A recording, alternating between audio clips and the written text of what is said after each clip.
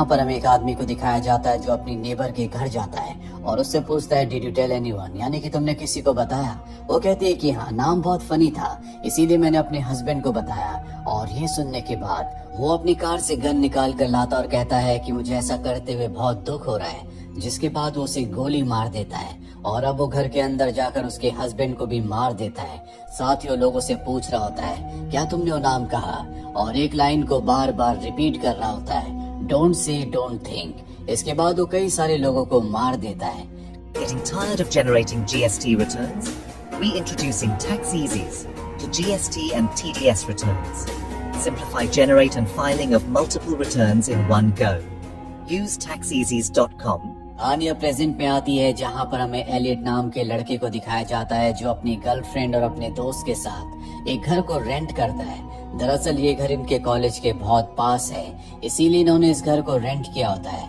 हालांकि एलियट को इस घर से बहुत पॉजिटिव वाइब्स नहीं आ रही होती, लेकिन फिर भी इस घर को रेंट कर लेते हैं। और अब घर लेने के बाद ये हाउस वार्मिंग पार्टी देते हैं जिसमें एलियट का बड़ा भाई वर्जिल अपनी पत्नी और छोटी बेटी के साथ आता है। और अब जब सब पार्टी में बिजी होते हैं तभी वर्जिल की जो छोटी बेटी होती है वो एलियट के बेडरूम में जाती है जहाँ पर एक स्टोर रूम भी है। वो अंदर जाकर देखना चाहती है पर तभी लैंप के पास से कॉइन नीचे गिरता है। वो उस कॉइन को उठाती और ध्यान से देखती है, जिसके बाद वो कॉइन को ड्रॉअर में रख देती है। और इससे पहले कि वो बेडरूम से बाहर निकलती, कॉइन अपने आप ही ड्रॉअर से नीचे गिर जाता है। वो उस कॉइन को दोबारा उठाती है और कॉइन को लैंप के पास रख कर नीचे आ जाती है, जहाँ पर वो एलियट को बताती है कि मुझे आपके बेडरूम में एक कॉइन मिला था जिसे मैंने लैंप के पास रख दिया। और अब जब एलियट अपने कमरे में आता है तो लैंप के पास उसे वो कॉइन दिखता है जो कि बहुत ही पुराना है। वो उस कॉइन को ड्रॉअर के अंदर रख देता है पर कॉइन अपने आप ही एक बार फिर से नीचे गिर जाता है। और अब वो ड्रॉअर खोलकर उसे चेक करता है कि ड्रॉअर के अंदर कोई होल तो नहीं, पर उसके अंदर कोई होल नहीं होता। वहाँ पर लिखा होता है don't think it, don't say it. और जिस पेपर के ऊपर ये लिखा होता है जब वो उसे हटाता है तो नीचे एक नाम होता है, the bye bye man. Elliot इस पर ज्यादा ध्यान नहीं देता, वो पार्टी को एंजॉय करने के लिए नीचे आ जाता है। और अब पार्टी के बाद इनकी एक फ्रेंड जो कि एक साइकिक है, जो कि आत्माओं से बात कर सकती है, वो इनके घर का शुद्धिकरण करती है। लेकिन एलियट और उसके दोस्त को इन सब चीजों पर विश्वास नहीं होता। वो बताती है कि यहाँ पर बुरी एनर्जीज हैं, जिसके बाद वो अपने वीजी बोर्ड से आत्माओं से कनेक्ट करने की कोशिश करती है। और अब उसके दोस्त भी उसके आसपास बैठ जाते हैं। वो कहती है कि बहुत जल्दी यहाँ पर कुछ बहुत ही खतरनाक आने वाला है और बार बार वो don't think it, don't say it कह रही होती है। वो चिल्लाना शुरू कर देती है। एलियट का दोस्त जॉन उससे पूछता है कि कौन आने वाला है और तभी एलियट के मुंह से अपने आप ही निकल जाता है द बाय बाय मैन। और जैसे वो लाइन बोलता है घर की लाइट चली जाती है। कुछ ही देर के बाद लाइट आ जाती है। सबको लगता है कि ये इत्तेफाक था।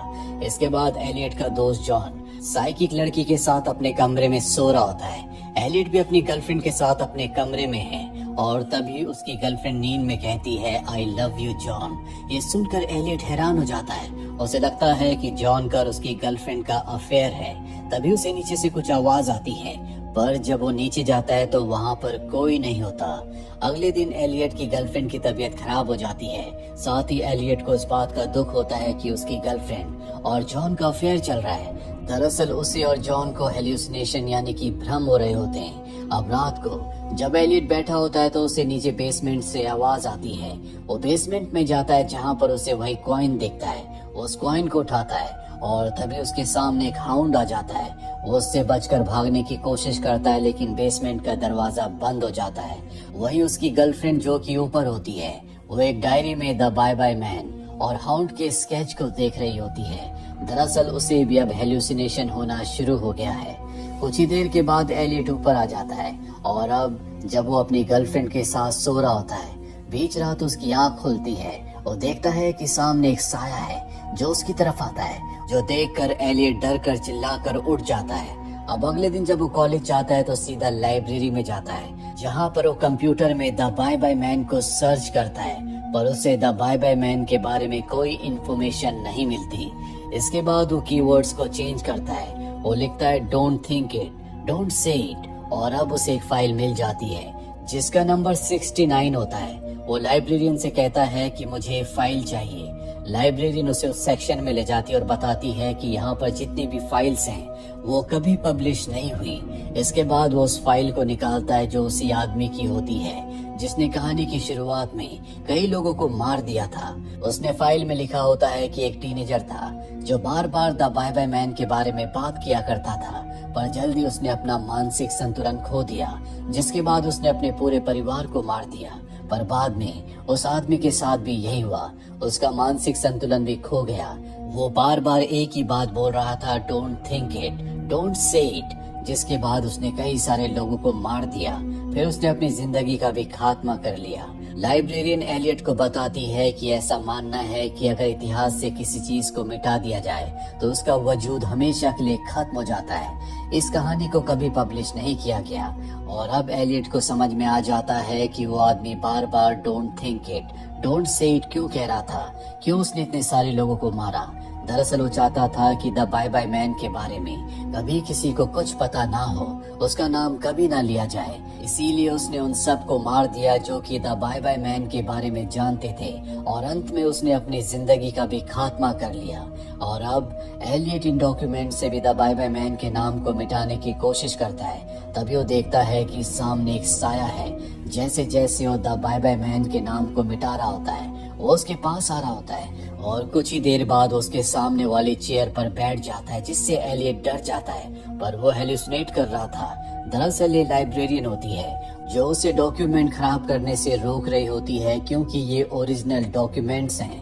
वो देखता है कि उसे बहुत ज्यादा वक्त यहाँ पर हो चुका है जिस बारे में उसे पता नहीं चला, और अब वो अपनी गर्लफ्रेंड को लेने के लिए जाता है जो कि इस वक्त उस आदमी के साथ होती है जिसने इन्हें घर दिया था। वो उससे उस ड्रॉर के बारे में पूछती है जिससे कॉइन अपने आप ही नीचे गिर जाता है, पर उसे इस बारे में कुछ पता नहीं होता। और अब उसकी गर्लफ्रेंड को घर जाना होता है, इसीलिए जॉन के साथ चली जाती है। और जब एलियट देखता है तो उसका शक और भी पक्का हो जाता है कि इन दोनों का आपस में अफेयर है। जिसके बाद वो अपनी साइकिक दोस्त के पास जाता और कहता है कि मैं चाहता हूँ कि तुम हमारे घर चलो, वहाँ पर हमें और भी शुद्धिकरण यानी कि क्लींजिंग की जरूरत है। वो कहती है कि मैं अभी आती हूँ। वो वॉश बेसिन में अपने हाथ धोती है जिस पर खून लगा होता है। जिसके बाद वो एलियट के साथ उसकी कार से उसके घर की तरफ निकल पड़ती है। हालांकि उसे उनके घर जाने में बहुत डर लग रहा होता है। वो एलियट को बताती है कि आजकल मुझे बहुत ज्यादा भ्रम होते हैं। एलियट कहता है कि हमें द बाय बाय मैन के नाम को कभी किसी को नहीं बताना, हमें उसके नाम को नहीं फैलाना। वो कहती है कि मैंने गलती से अपनी फ्लैटमेट को उसका नाम बता दिया। एलियट सुनकर थोड़ा सा परेशान हो जाता है और तभी वो अपनी साइकिक दोस्त के बैग में देखता है जहाँ पर एक हैमर होती है जिस पर खून लगा हुआ है। समझ जाता है कि शायद उसने अपनी फ्लैटमेट को मार दिया है और अब वो इन सब को भी मारना चाहती है। तभी साइकिक लड़की देखती है कि वहाँ पर एक कार का एक्सीडेंट हुआ है जो कि रेलवे ट्रैक पर है। वो एलियट को कार रोकने के लिए कहती है और कार से उतरकर उनकी मदद करने के लिए भाग जाती है। एलियट देखता है कि वहाँ पर कोई एक्सीडेंट नहीं हुआ, दरअसल ये उसका भ्रम है। एलियट उसके बैग से उसके हैमर को निकाल लेता है ताकि उसकी जान को कोई खतरा ना हो और उसे रोकने के लिए उसके पीछे भागता है, पर वो उसकी बात नहीं सुनती और रेलवे ट्रैक पर चली जाती है। तभी वहाँ से ट्रेन आती है जिससे टकराने की वजह से उसकी मृत्यु हो जाती है। और अब इस केस को सॉल्व करने के लिए डिटेक्टिव शॉ आती है जिसका पूरा का पूरा शक एलियट के ऊपर है, क्योंकि ट्रेन का जो पायलट होता है उसने गवाही दी होती है कि जब वो लड़की ट्रेन के आगे आई तो उसके पीछे एलियट हैमर लेकर भाग रहा था। और अब एलियट की गर्लफ्रेंड और उसका दोस्त जॉन भी आ जाता है। ये तीनों तय करते हैं कि ये बाय बाय मैन के बारे में कभी किसी को कुछ नहीं बताएंगे। डिटेक्टिव देख लेती है कि आपस में कुछ न कुछ डिस्कशन कर रहे हैं, जिसके बाद वो एलियट को अरेस्ट करके अपने साथ ले जाती है और कहती है कि तुम्हारी जो साइकिक दोस्त थी उसकी फ्लैटमेट को उसी हैमर से मारा गया है जो कि तुम्हारे पास थी। मैं पूरी कहानी जानना चाहती हूँ, पर वो उसे द बाय बाय मैन के बारे में कुछ नहीं बताता। कुछ देर के बाद उसका भाई वर्जिल आता है जो कि उसकी बेल करवा देता है, जिसके बाद एलियट अपने घर वापस आ जाता है।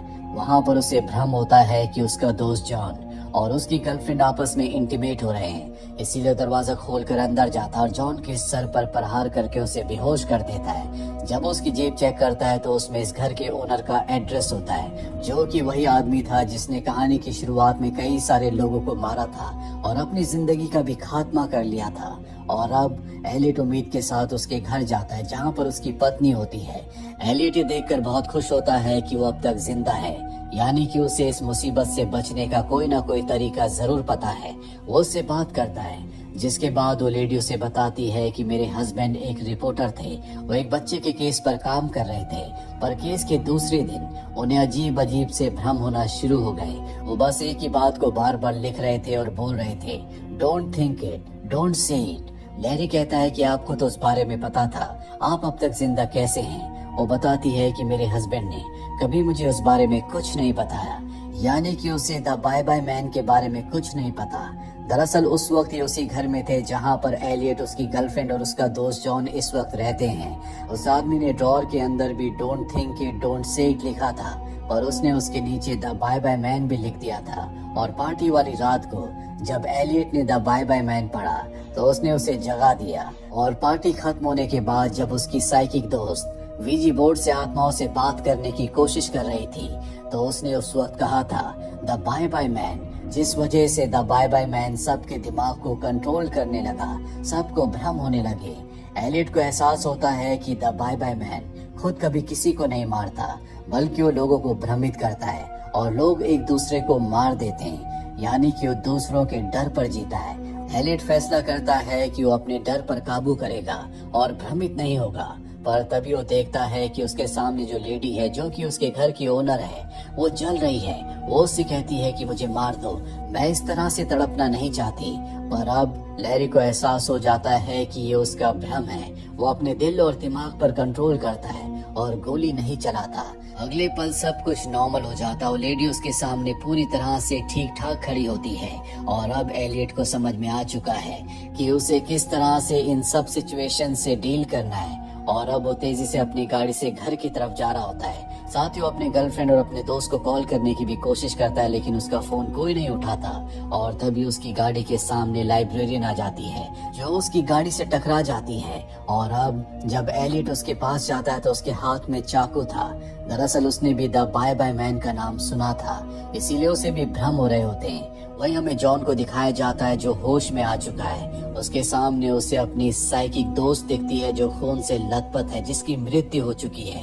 पर असल में ये उसकी साइकिक दोस्त नहीं, बल्कि एलियट की गर्लफ्रेंड है। वो बहुत ज्यादा डर जाता है, इसीलिए वो उसके ऊपर हमला कर देता है। और अब यहाँ पर एलियट आ चुका, वो देखता है कि जॉन उसकी गर्लफ्रेंड को मारने वाला है। वो उसके ऊपर हमला करता है और गलती से वो जॉन को मार देता है। पर उसने उसकी गर्लफ्रेंड को बहुत ज्यादा जख्मी कर दिया था, जिससे उसकी मृत्यु हो जाती है। एलियट को अपने दोस्तों को, अपनी गर्लफ्रेंड को खोने का बहुत दुख होता है। और अब उसके सामने द बाय बाय मैन आता है, पर वो एलियट को अब कंट्रोल नहीं करता, क्योंकि एलियट को पता है कि वो इन्हें भ्रमित करता है। वो चाहता है कि वो एलियट को मार दे, इसीलिए वो उसे एक विजन दिखाता है जिसमें वो उसके भाई वर्जिल की बेटी के पीछे पड़ा हुआ है, यानी कि वो उसे भी मार देगा। एलियट कहता है कि मेरे परिवार को कुछ मत करना, इसके बदले में खुद अपनी जिंदगी का खात्मा कर दूंगा। और द बाय बाय मैन भी यही चाहता है। तभी उसके घर की डोर बेल बजती है। वो देखता है कि वहाँ पर उसका बड़ा भाई वर्जिल अपनी छोटी बेटी के साथ आया है। वो उन्हें यहाँ से जाने के लिए कहता है, जिसके बाद उसके भाई वर्जिल को अंदर से गोली चलने की आवाज आती है।